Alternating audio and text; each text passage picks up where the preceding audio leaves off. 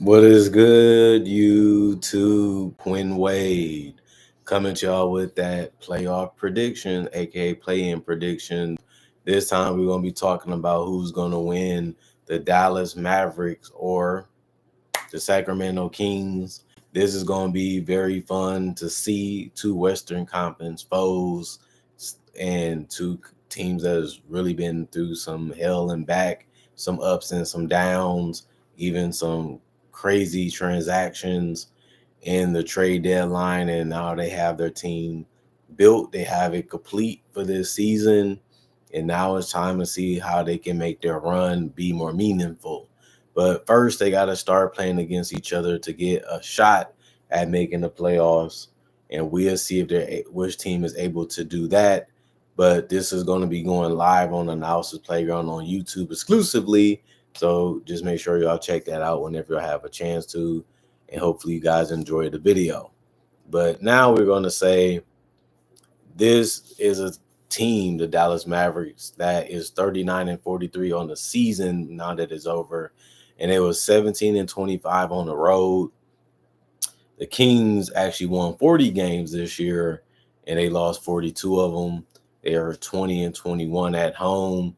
When you look at the numbers, it's really AD versus Sabonis.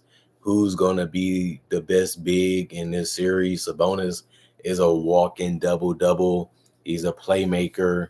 He's also one of the best scoring bigs in the game, has good touch from mid-range, can shoot a three, can finish in the paint, can keep his teammates involved, can make the job easier for them with his dribble handoffs and screen setting ability. And then they have DeMar DeRozan, a guy that you can get the ball to. He can get his own shot or create for others also. He's a tough cover, can get you into foul trouble, can bait you, but also knock down shots, even if they're difficult, making it tough in the fourth quarter. Because if things get ugly or things get stagnant, you can throw the ball to him or Zach LaVine, who they recently acquired from the Bulls also. He can hit a mid-range. He can hit a three. He can get to the basket. I think that they can cause a lot of havoc, on the basketball court. And they do have, to me, the better starting lineup because of the injuries to Kyrie Irving. This is a series or a game that if Anthony Davis is dominant, that's the only way that the Mavericks can win this game, because I just feel that the Sacramento Kings are the better team. They can score the basketball easier and they can do it more effortlessly. I think Anthony Davis is going to have to work for everything that he can, in this game. And he still might get 30 or he still might not, depending on how they cover him, depending on how aggressive they are making sure he doesn't get the ball. I just don't trust the others around Anthony Davis enough to be able to beat a team like the Kings, who's not even really known as a great defensive team, and neither really are the Mavericks right now because of the injuries that they sustained throughout their run in the regular season. But I like Max Christie. He can knock down shots from the perimeter. He can get to the basket from time to time. He's a solid player for them. Spencer Dinwiddie, he's going to have to be a scorer and the passer in this game if they're going to have any chance of winning. But he's going to have to score at a really good level and take some quality amount of shots, because they're going to need somebody that's a threat that they actually have to guard. If not, he's going to be passing the ball to nobody, or they're going to be resetting offense a lot. And I don't really think that that's a good thing. Kessler Edwards, I think he's going to get some minutes. I don't think he's going to have a huge impact on this game, but he is going to be a guy that they're going to depend on the score. Daniel Gafford is going to continue to have to man the paint, even protecting the rim and rebounding the ball. I don't really tell him that, because he knows that that's what they need him to do. Jaden Hardy is a guy that's going to have to continue to knock down perimeter shots and get to the basket. And I think he is going to play, and they're going to need him to be an offensive spark plug off the bench. Kai Jones, they might just need him for his defense and his athleticism. Derek Lively, I think he's tall, he's big, he's fast, he's strong, and he's a great rim protector for them to go along with AD to be able to turn off that paint to the best of their ability. Najee Marshall is just going to have to score the basketball, whether it's the floater, whether it's the jump shot, whether it's, the bank shots off the glass. He's going to have to be a guy looking for a shot as much as he can. Caleb Martin, as long as he can shoot that three and space the floor, he's good. Clay, same thing for Klay Thompson. He can hit a midi. He can get to the basket from time to time. But as long as he's finding a way to stay open and moving without the basketball, he can always help them keep their shot going from three. And that was his job when they signed him. We just need a guy that can make a three when we pass the ball out, and if we get double teamed or trapped, somebody that can make good decisions too. And Clay can do that. And then PJ Washington, a big body that can play on the perimeter and score in the paint. And that's what they're going to continue to need him to do also. And I think that he won't have no problems with that. He's just going to have big games. And this is going to be the first big game that they're going to have since the season is over. And we're going to see if he's going to be able to step up and try to deliver like he has done since last year.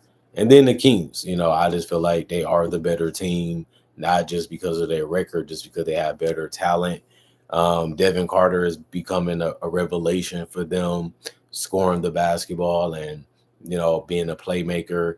I also would say Keon Ellis has been a great player for them, being able to space the floor and knock down threes and being able to get to the rim and just being a guy that can keep the ball moving. If he has it, he can turn down shots and help other guys get easier shots, even if it's not being able to score with the shot that he has.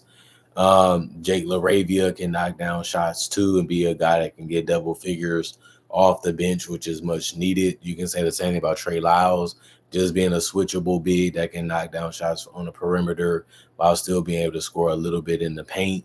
Malik Monk being a combo guard that can set teammates up with his passing or just flat out being able to score off the ball or just giving the ball and get his own shot whenever he likes.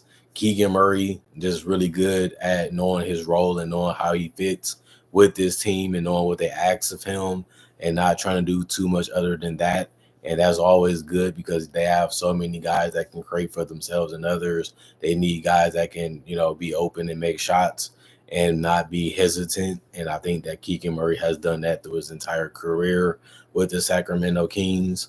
And then it's just about Jonas Valanciunas coming off that bench, banging, trying to find quality looks from mid-range or inside the paint, while also rebounding at a decent level in the minutes that he's able to get. And that's all they really need him to do.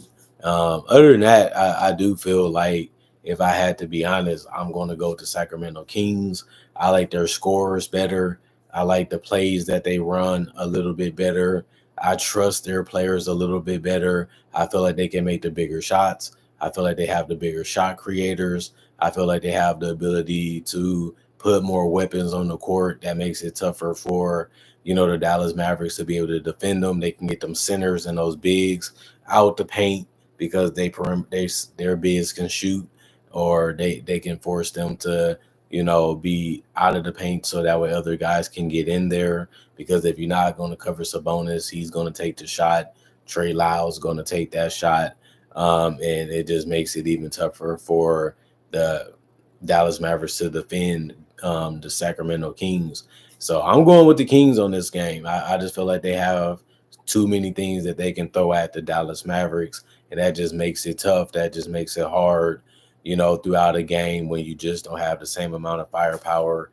You just don't have the same amount of execution, and you just have to be a team that if AD dominates the entire game or he just becomes unstoppable in the game, then that's your biggest chance of winning because you can play off of him and then you can make his job a little bit easier. And then you can just get so many benefits of from his success of him scoring and just being a guy running rampant.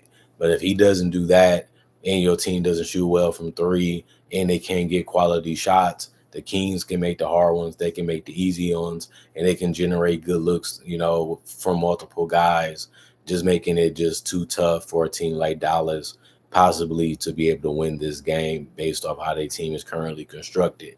But, it's all for fun, it's all for entertainment. We all going to see who's the better team, within the next couple hours. And, they only have to prove it one time. Once we beat y'all this one time, that's all that really matters. And, I think the Sacramento Kings has the best chances of doing that, how their roster currently is, and I'm just gonna have to ride with that pick. Other than that, comment, like, subscribe, share, hit the notification bell for more analysis. And if you're new to the channel, do conversation videos just like this and various different NBA only topics. Also do breakdowns of with real footage of legends, current legends, rookies, and also future stars. Also do my draft and draft coverage. So if you're new to this channel, I got over 3,000 plus videos on my channel that you can watch and you can enjoy and possibly become a fan or a subscriber. And other than that, I hope you guys check out my email if you don't want to leave a comment or you don't want to message me on social media. Also, check out my social medias if you want to see some different things that I love to do besides NBA only content on this channel. And you can also get to know me a little bit better or even message me there. Other than that, I hope you guys having a blessed day. I hope you having a good day, and hope you guys enjoyed your weekend. Hope you guys ready for the grind. Hope you guys stay positive and have goals and things you look forward to doing and trying to accomplish to give you something to look forward to. Hope you guys stay positive and look at the fact that just because your day started off bad or something happened in your day, don't let it ruin the entire day, and keep your heads up and keep, grinding, have the right mentality to survive and make the right decisions throughout your life is all I can ask you for. Thank y'all for watching. Let's continue to try to make 2025 better than 2015. I think that's a good challenge. That's a good goal. And it's something to have me looking forward to and to give y'all more videos that's quality and that helps y'all want to continue to watch and make y'all want to see. And that's my job as a content creator, to make content that y'all want to see and watch. I think I've been doing a great job of that these first 4 months into this year. So let's just continue that to the best of our ability. But I need y'all to continue to watch. I need y'all to continue to support like y'all been doing for so many years. And if that happened, why stop now? It's 10 plus years. Let's continue to do that at the highest level that we can. And let's continue to do it together. Other than that, I'm gone for now. I'll be back hopefully today with those playing games when the results are over. And I just come back with some more instant analysis to give y'all my takes and my thoughts and my insights and my analysis on those games later today and tomorrow. And then the play-in will be over almost. Then it'll be all about the playoffs. And then I have more instant analysis and more predictions. Also got more breakdowns and also summer league coverage and stuff like that for the rest of the year to give y'all something to look forward to and different type of content for y'all to enjoy. Even though it's all about basketball, I'm one of the guys that showed that y'all can make multiple videos and multiple topics every single day about NBA only content and have success. I'm one of the pioneers for NBA channels only on YouTube, and I'm still going strong and I'm still having fun. I'm still having success. And all I can say is maybe you can do it too if you choose to, and you grind and you continue to put up with the good and bad to get the ultimate blessing for whatever you choose to do as a career. So other than that, I'm gone for now. Peace out. See you guys later today, hopefully.